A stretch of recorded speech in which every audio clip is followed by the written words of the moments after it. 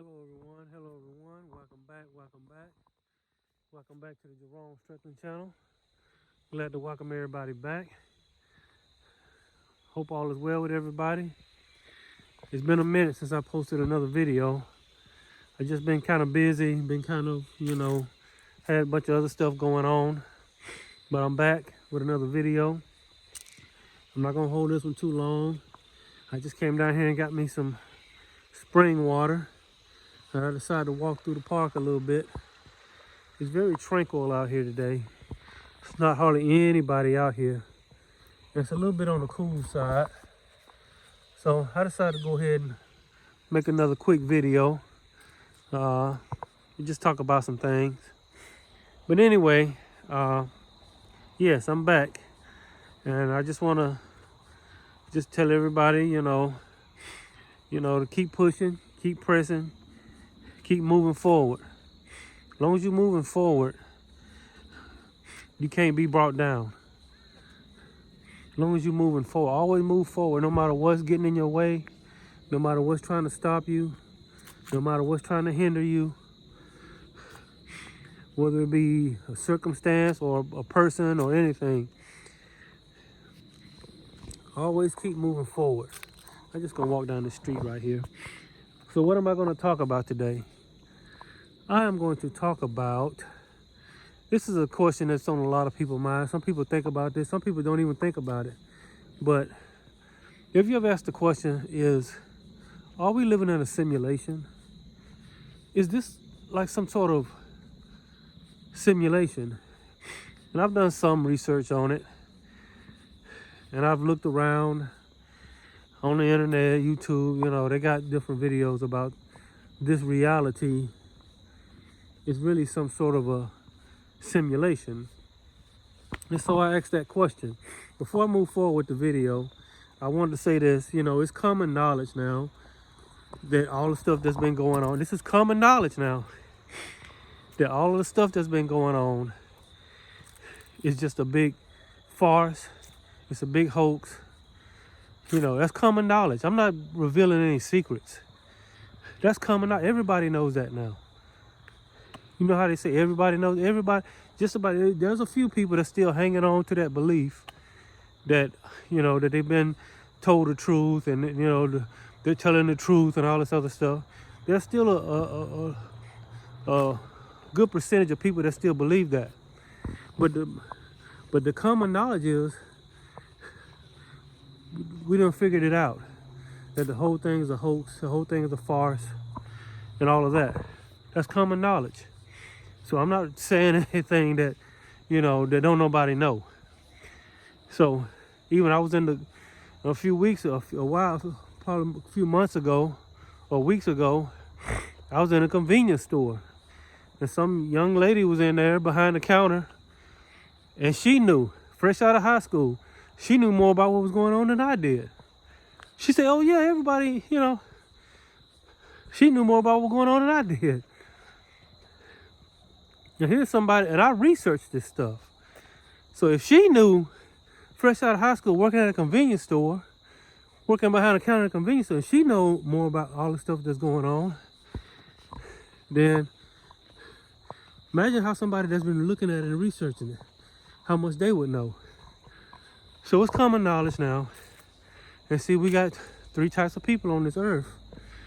We got the psychopaths, we got the narcissists, and we got the fascists.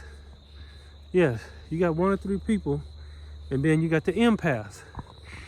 And the empath is going up against the narcissist, the psychopath, and the fascist. He's got to go against all of those three types of frequencies. So I'm a car. How you doing? So we know that the psychopath likes to play mind games. That's what they do.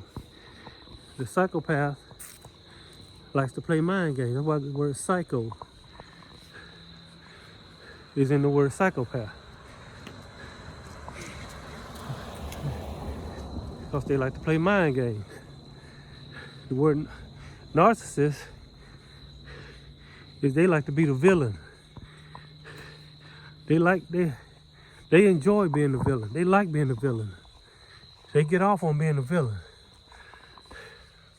They're very villainous. So they do villainous things. They don't have no empathy for anyone else. But the fascist is the worst of all. Why is the fascist worse? He's worse than the psychopath and the narcissist. How is that, you might ask? Because it is the fascist person or entity that goes along with the psychopath and the narcissist. They go along with them. Yeah, they go along with them.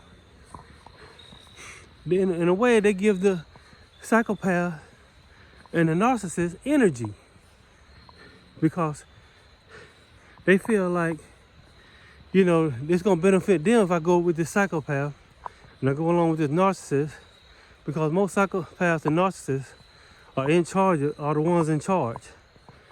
If you have not noticed, the ones that's truly in charge.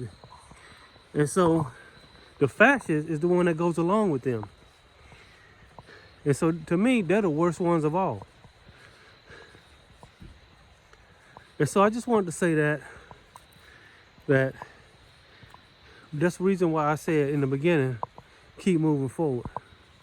Because if you're an empath, you're dealing with all of this. You're dealing with the narcissist, you're dealing with the psychopaths, and you're dealing with the worst of all, the fascists that go along with it and give it power. They give the psychopaths agenda power because they go along with it. They acquiesce to it. Yeah, and we see a lot of fascists around here. A lot of fascism in regular people. You don't have to be, you know, some type of police or, you know, military. You can just be a regular citizen and have a fascist mindset. Just go along with whatever who's in charge say do. Well, it's the law, so I guess we gotta do it. No, it don't work like that. What about the law of your heart? What about the laws of God? If they go against the laws of God, then you going against God. I'm talking about the God within. Ooh, that water sounds so tranquil. I think I'm gonna walk over here by this water, this little waterfall. So, I just wanted to say that it is common knowledge. Everybody knows what's going on now. You got some that acknowledge it and some that pretend like they don't know, but if they dig deep down inside, they know. And you got some that they just cognitive dissonant. Ain't no helping them. They're cognitive dissonant. Once you make up in your mind you're gonna be a cognitive dissonant human being, then there's no reaching you. So you shouldn't even waste your energy trying to reach some of these people, the ones that have this cognitive dissonant mindset. But then the question popped up in my mind. So, and I look around and I wonder and I watch how people behave and I watch the synchronicities and the dualities all around me. The question comes up, are we in some sort of a simulation? Or is this something like a video game? And look at this. I don't know if you can see it from here. Today's Thanksgiving. And for some reason, they decided to spray chemtrails on Thanksgiving, a holiday, when everybody should be at home having dinner with their families. They up here spraying chemtrails. Man, they wouldn't even take a day off. Look at that. Chemtrails on Thanksgiving. Where are these planes landing and taking off at? You ever wonder that? These planes that are spraying these where are they landing and taking off at? Where's the factory at that's mixing all this stuff up? I mean, they gotta be coming from somewhere. Where's the airport at? Where's the landing strip? I don't even know. Do you know? Where are these planes landing? Look at that. Look at this chemtrail. They've been spraying these things all day today. Look at that. All day today. Chemtrail on Thanksgiving. Come on now. Come on now. You can't take one day off with the chemtrail? Is it that important where you gotta do this on Thanksgiving Day? Come on now. Anyway, I'm gonna sit over here by this waterfall. It's very relaxing. So I asked the question, are we living in a simulation? And the thing is, I'm not 100% sure, but when you look around and you look at the synchronicities and the dualities all around you, it feels like something is up. It feels like something's going on with people. It's something almost that have taken over people's consciousness. And they seem to be like automatons already. I'm not even talking about the Vaseline. Some people are already acting like automatons. And so, look at that, that's beautiful right there. That sounds good right there. I like the way that sound of water falling down, flowing down with, 1 minute it's violent and the next minute it's calm. Violent, calm. So do I think we're living in a simulation? I don't know. I don't know if we're living in a simulation, but it sure does feel like we're living in a simulation. It feels like a big video game, especially here lately. When you look at how people are acting, as if they're being, programmed from some other place. Spraying chemtrails on Thanksgiving Day. Why? People are acting weird, strange. People are doing strange things, saying strange things.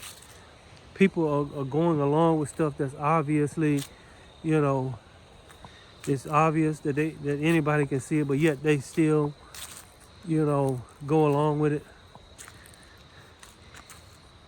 And then I look at certain synchronicities that come up in traffic, in stores, people I come across.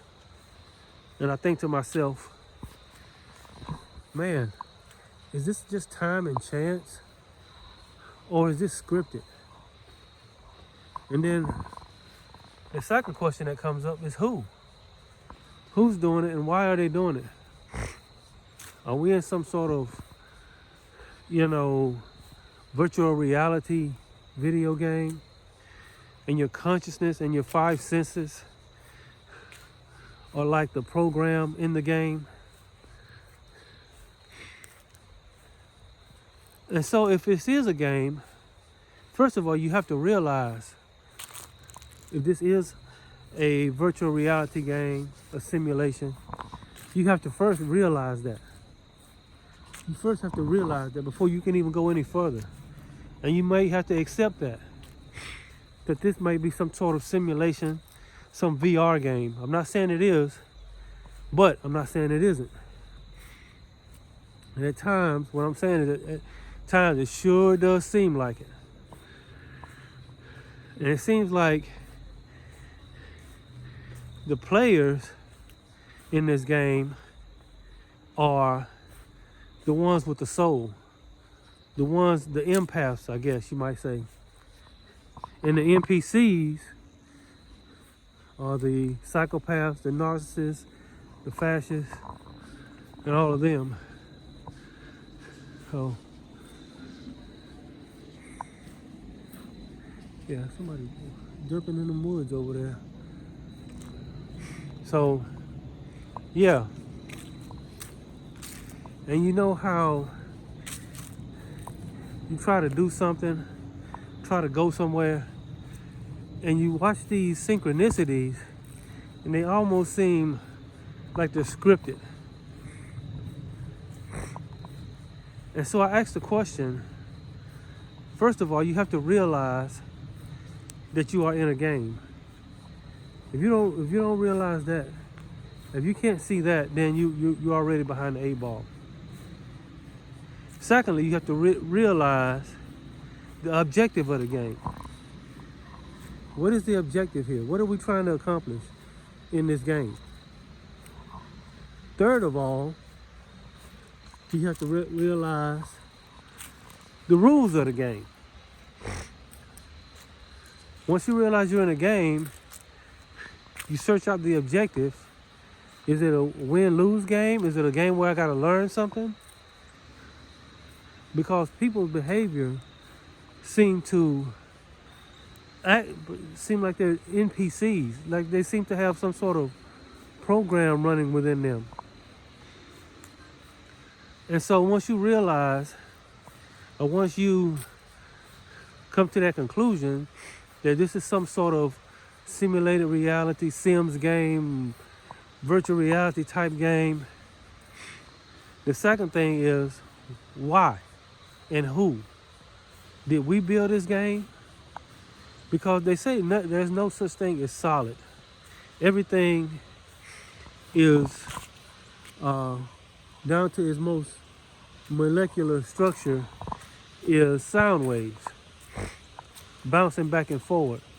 And it's funny how things behave different when you pay attention to it than when you don't pay attention to it. We talk about the double slit experiment and all of that. And so this game, what is it? What is it designed for? Is it designed to suck your energy? Is it designed to teach you something? Or is it designed to just keep you at a certain level, frequency-wise? And so if this is a game, that means there's a way to win. And if there's a way to win, what is that way to win the game?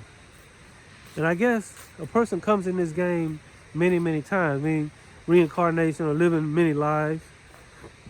They come in this game many, many times, and they keep going through different scenarios, and each time they get a little bit more wiser to the game. Just like when you play a video game, and in the game, you lose the game.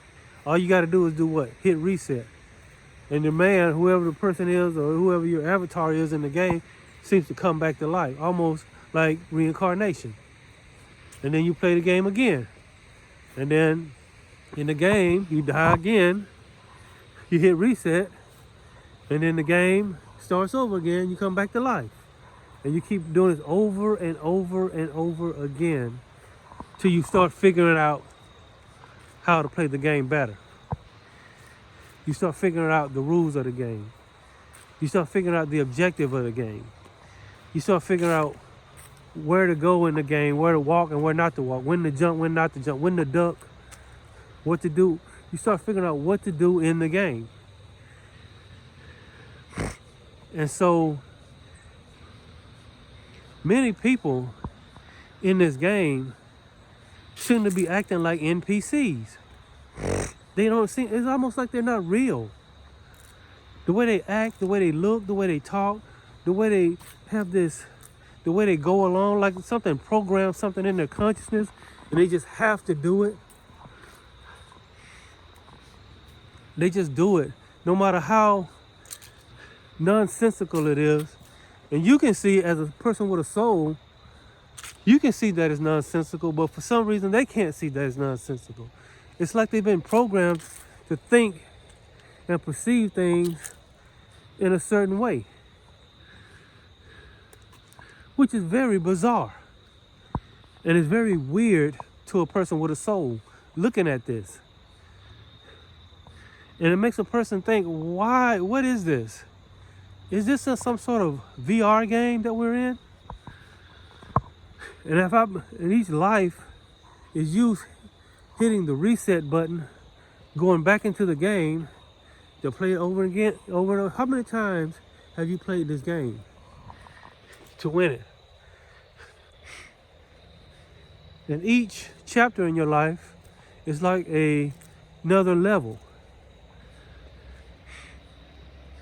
And maybe we leave this game and go right into another game. And maybe that's all. Reality is just a series of games. We make it to the top, then we fall back down to the bottom, and we go through the game again. Each level again. I'm just talking now. I'm just talking. Everything I'm saying in this video is not fact. I'm speaking from a hypothetical point of view.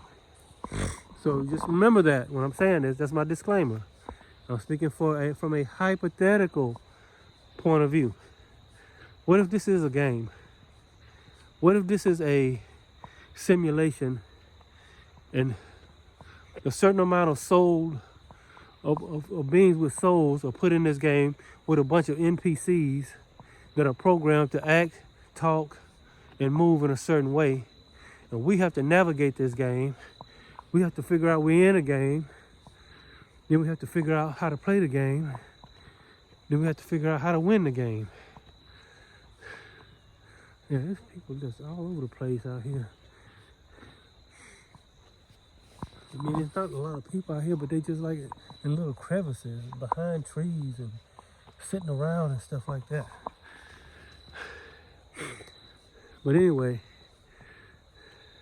so if this is some sort of a game, you first have to realize you're in a game.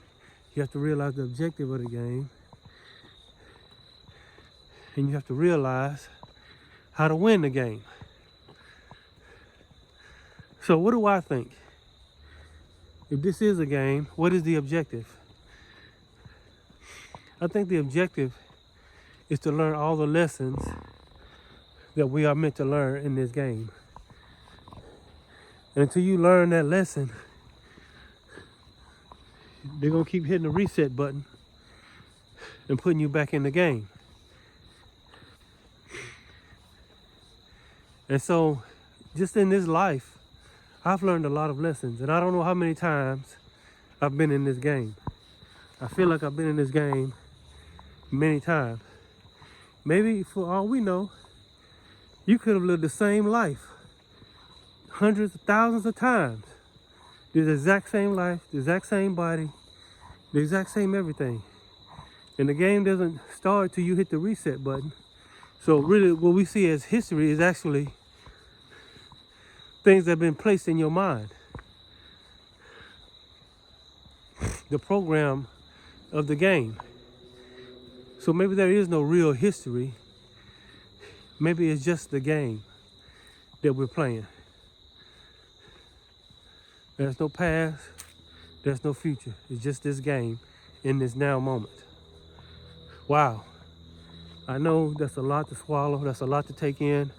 I can't even hardly, I'm sitting here saying it and I can't hardly take it in. For somebody listening to something like this, the first reaction is like, yeah, right, we're not in no game. Yeah, this is not a game. This is not a VR virtual reality game. Dude, what you been smoking, dude? You know, that's the first reaction you're gonna get. That's like when you go against the program, the mainstream program, you get this cynicism and sarcasm and made to feel like you're, how you doing?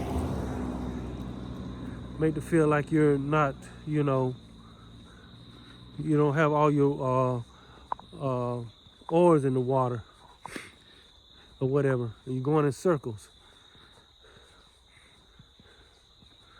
So to say something like this is really going against the grain. It's going against the grain of what we've been programmed to think. And so this is part of what they call waking up. You're waking up from the program of the game. You come into the game, I guess, with a clean slate when you come in as a baby. or whatever, and then they slowly program. Then you wake up from the program, and you figure out you're in a game. Now you have to figure out. Once you figure out you're in a game, you have to figure out the objective. Then you try to figure out how to win, how to play the game. Then you figure out how to win the game. So many of us are at different stages. Some of us don't even know we're in a game yet. Some people can't accept that we're in a game. Then you got some people that, yeah, we're in some sort of, this feels like some sort of game we're in. This feels like some sort of, school or something. It doesn't feel like what I've been taught to think that it is. It feels different. You can feel it deep down inside of you. And then you have the other person that has accepted the fact that, yeah, we're probably in some sort of game. But they don't know what the objective is. Well, okay, we're here now. Well, this is a game, but what am I supposed to do? Just, what am I supposed to do in this game? Then you got some people, they figured out the objective. The objective, I believe, is to get through this game with your soul intact, to not lose your soul in this game. Even the Christ said, what profit a man to gain the whole world or gain to have everything in this game and lose his soul? If you can get out of this game with your soul unfragmented, then maybe you won the game. But you got things that are programming you, trying to fragment your soul, maybe even sap you of your etheric energy. And as it saps, and maybe you're here as a battery or some sort of food for something, and I look up at the sky and I see these people spraying I see these planes scanning these chemtrails, but you don't know where they came from. You don't know where they took off from. You don't know where for all you know, they could have came out of the sky and did it. Yes. Does anybody know where the landing spot and the takeoff spot for these chemtrail planes are? I'm saying maybe there is. I'm not saying that there isn't. But then you have these people, we might call them shamans, spiritual leaders and stuff like that. These are the ones that have learned how to play the game. Some years ago, a woman came out with a book. Her name was Florence Scovel Shinn, and she wrote a book called A Game of Life and How to Play It. You can probably find it on YouTube in many different formats. But she came out with this game, and she basically figured out some of the rules. I don't think she figured out every rule, but she figured out some of the rules. She used biblical verses, which is kind of like a guidebook. And she used biblical verses as to help her figure out the rules of this game, on how to play this game. There's a book out there called A Game of Life and How to Play It. Look it up. Read the book. It's a very good book. It's by Florence Scovel Shinn. And then you got people like Neville Goddard, and people like that. And then there's people that are still alive today that have figured out how to play this game. And I think the goal of this game is not to accumulate a lot of materialistic stuff. We like a lot of times that materialistic stuff can be very distracting. But it's about evolving into your best self. Evolving into your best self in this game. And you'll know when you've reached your best self in this game. Your best self is not having a bunch of houses, a big house, a big car, and, a bank full of money. I'm not knocking those things, but is that the whole reason for this game? It's just to accumulate a lot of materialistic stuff. You actually accumulate stuff in the game. Because the truth is, you came into this game with nothing but your soul, and you will leave with nothing but your soul. Yes. And so this game, I think, it's all about evolving the soul And there may be some sort of infamous, there may be some sort of notorious reason where they're sucking our energy. We're put in this game and they just sap us of our energy. That's why you got what they call vampires, energy vampires, and they like to sap your energy. They like to project their energy onto you while they sap your energy, if you have not noticed. And it seems to be the empaths, or the ones with a soul, or the ones that have a special frequency about them, a special look. Because a lot of times I go places and they take one look at me and their whole, everything about them changes. Compared, but I watch how they interact with each other, and I watch how they interact with me, and there is a difference. There is a difference. If you listen to them, you can relate, then you know what I'm talking about. You know about the difference. They treat you and they talk to you, they look at you, you can feel something on them that's different. They seem to have a personality. They seem to have some sort of consciousness, but it's a program running within that personality and that consciousness. And you can see it once you really step back and take a look at it. Just like I look at this forest here. I know I'm looking at a forest. I know I'm looking at it because I'm standing outside of the forest. But if I walk to the forest, as I'm walking to the forest, if you notice, the trees start to surround me. And as I get closer to the forest, I get further and further within the trees. And as I get closer and I enter into the forest, as I enter into the forest, I realize now I'm not looking at the forest, I'm in the forest. I can't see the forest because I'm in the forest. I can't see the forest because I'm in it. You can't see the matrix while you're in the matrix, while you're part of the matrix. While you're in the matrix, you can't see the matrix. But once you awaken and you step out from the matrix, you step out from the forest, and you start seeing things from a different perspective, and as you leave the matrix or the forest and turn around, now you see the forest. You're outside of the forest looking at it. You're in the open, you're in the wide open, you're in the clearance. And so that's what an awakened person does. I'm not gonna hold y'all long. The temperature's dropping fast out here. When I say fast, it's dropping fast. It's got almost all the way cold out here. And so I just wanted to run that by everybody. And so what I think is trying to get through this game, which is so unfragmented, which you got things that are picking at your soul and sapping your energy, the energy vampirism that's going on. And then you got the NPCs all around you, and you can see the programming. And once you really step back and look, you can see the programming running in them by the words they say, how they try to find trigger words in you, how they try to, make you buy into the narrative, and you know within yourself that it's a bunch of bull crap, but they steady trying to make you believe it.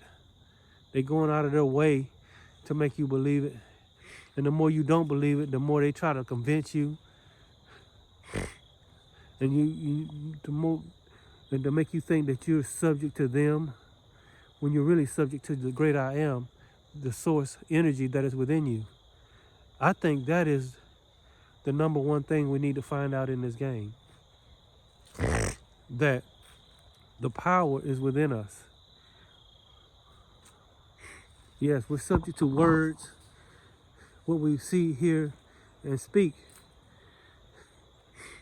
And we think we're subject to our surroundings. But what we see, hear, and speak is subject to us, not our surroundings. In other words, what we see, we hear, and talk about, we think that's the reality. But what we see here and talk about from within, whether no matter what's going on in this reality, what we choose to see, hear, and talk about within, that creates the dynamics of the game. So you're not subject to the game. The game is subject to you. But you have to go within and find that power within. So in other words, instead of looking, listening, and speaking everything you see here on the outside of you, go inside of you and start speaking and listening and seeing the things that you want to create. And you will realize at this point that you are a true creator of this game. Maybe you even made it. Maybe we all got together. You know what? We're gonna make a game. We're gonna put some NPCs in there, see if they can sap our energy. See if they can, fragment our soul, and see if we can make it out. I don't know. That's gonna be a hard game. But we ain't got nothing to do. We got eternity, so might as well just do something. I mean, I don't know if that's how it happened, but we got eternity. Might as well make a really hard game to see if we can get out of it. Let's make some entities that try to sap our energy. Let's put them in there too. Let's put some NPCs in there that try to, make us buy into the narrative. Let's give ourselves 5 senses, sight, smell, touch, taste, that type of thing. And see if we can make it out. All right, let's do it. Yes. But anyway, I'm gonna get on out here. Like I said, this temperature is dropping in this game. My sense of touch saying that it's getting cold out here. So, yes. But just think, I just want to give y'all something to think about. Something to think about. Are we in a game? Look around you when I end this video. Look around you and and look at it from the perspective of this could be some sort of simulation. But then you must identify with the within. Don't identify with what's going on outside of you. The second you do that, you're subject to the game.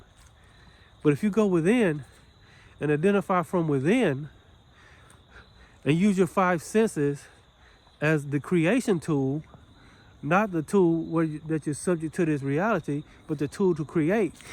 Now, the game becomes subject to you. You see how you can flip it around?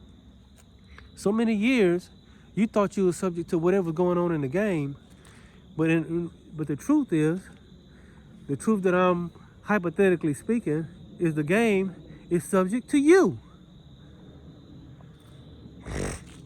Through like I said, what you look at, what you choose to look at, what you choose to listen to, what you choose to speak, what you choose to feel within yourself. And I noticed that it doesn't just happen at the snap of a finger, but it will begin to transform this reality. This game will transform according to what's going on inside of you. This is why most people identify with a sports team. Most people identify with a celebrity. Most people identify with their husband or their wife or some significant other or some other person or something, their material possessions. They identify with all that stuff. What about identifying with the God, the one that's in you, the great I am? Throw all that other stuff, away and identify with the great I am that's within you. Identify with the God that is within you. Instead of identifying with a sports team or a celebrity or, something like that, or a job or a career, identify with God that is within you. And that is your only identity. And everything that you see around you comes out from you. And you bring it into subjection. You can bring this reality into subjection by identifying with the great I am that is within you. Use your 5 senses to change your reality, not to be subject to your reality. So what you look at is only real if you think it's real. What you listen to is only real if you accept it as truth. What you speak is only truth if you accept it as truth. What you smell is only truth if you accept it. What you taste. That's why some people can eat a certain food and they'll love it. And another person can eat that same food, and it's the nastiest thing to them. Like, I like cheese. I got some people in my family that can't stand cheese. They don't like cheese on nothing, but I love cheese. I love all kinds of cheese. I can eat cheese all day. I think cheese is, you know, I'm a vegetarian, but I do eat cheese. But I got a family member, they don't want cheese on nothing. How is that? Well, how can one person like cheese and another person dislike cheese? It's what they accept within themselves. That's the truth. One person's truth is, I like cheese. The other person's truth is, I don't like cheese. And then, you know, like I said, we're dealing with these NPCs, and you can tell that the NPC is starting to really, you're starting to really be able to see the NPCs in this game now, because what they're programmed to say and do is like unbelievable to you. Like, how can you say that and do that? Something walking around with a mask on your face. Come on, you're in. You know, I ain't gonna get into that, but anyway. I want to end this video. I want to thank y'all for coming to my video. It's been about a little over 40 minutes. So that's what I like to keep my videos at. And I will be posting some more videos soon. Like I said, I got tied up with some other stuff. You know, some more stuff going on in this VR simulation virtual reality game that they call Life. Yes. And so, but I do plan to post another video soon. I just want to thank y'all for coming back to my video. And I just wanted to give y'all a little something to think about today. And I just want y'all to take care. And remember, like I said at the beginning of the video, just always, one of the key points of this game is always keep moving forward. Keep moving forward. Keep pressing forward. And learning the lessons. Learn the rules of the game. Learn what I call universal law.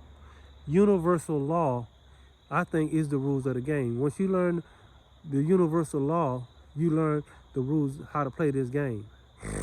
And all these other people, these psychopaths and these narcissists and these fascists that are just pushing this agenda, they're just NPCs in the game. They're only there to make us better and to make us wiser and to make us, you know, see ourselves and wake up. Yes. I want to thank y'all for coming to my video. I hope y'all have a great day, and I'll see y'all next time. All right. God bless.